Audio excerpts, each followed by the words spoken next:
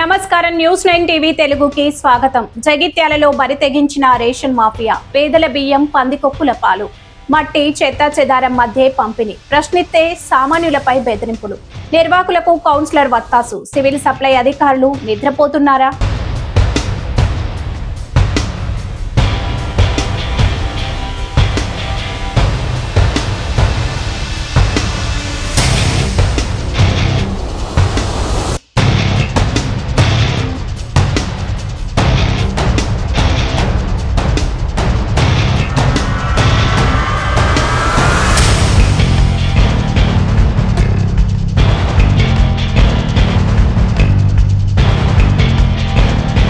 పేదవాడి ఆకలి తీర్చాల్సిన బియ్యం అది. ప్రభుత్వం రూపాయి ఖర్చు లేకుండా కడుపు నింపుకోమని ఇస్తున్న బియ్యం అది.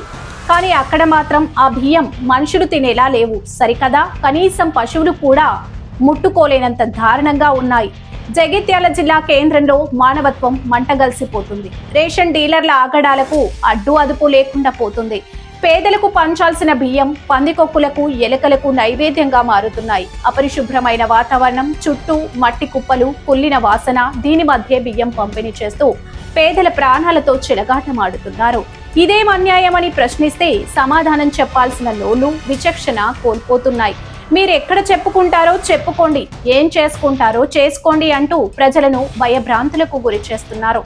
సామాన్యుడి గొంతు నొక్కే ప్రయత్నం చేస్తున్నారు. పోనీ ప్రజాప్రతినిధులు ఏమైనా అడ్డుకుంటారా అంటే అక్కడ సీన్ రివర్స్.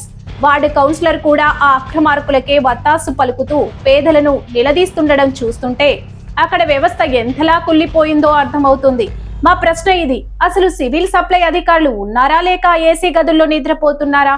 ప్రతి నెల వేల క్వింటాల బియ్యం పంపిణీ జరుగుతుంటే కనీస తనిఖీలు కూడా లేవా? అపరిశుభ్రమైన చోట బియ్యం నిల్వ ఉంచుతున్నా ఎందుకు చర్యలు తీసుకోవడం లేదు? సామాన్యుడు తిరగబడితేనే కానీ అధికారులు కళ్ళు తెరవరా? పేదలంటే అంత లోకువా? వారు తినేది బియ్యమా లేక విషమా? జగిత్యాల ప్రజలు ఇప్పుడు నిలదీస్తున్నారు. ఈ అక్రమ రేషన్ మాఫియా వెనుక ఉన్నది ఎవరు? ఈ కౌన్సిలర్ కి డీలర్ కి ఉన్న సంబంధం ఏంటి? తక్షణమే జిల్లా కలెక్టర్, సివిల్ సప్లై అధికారులు స్పందించాలి. ఈ రేషన్ షాప్ లైసెన్స్ రద్దు చేయడమే కాదు, సామాన్యులను బెదిరించిన వారిపై క్రిమినల్ కేసులు నమోదు చేయాలి.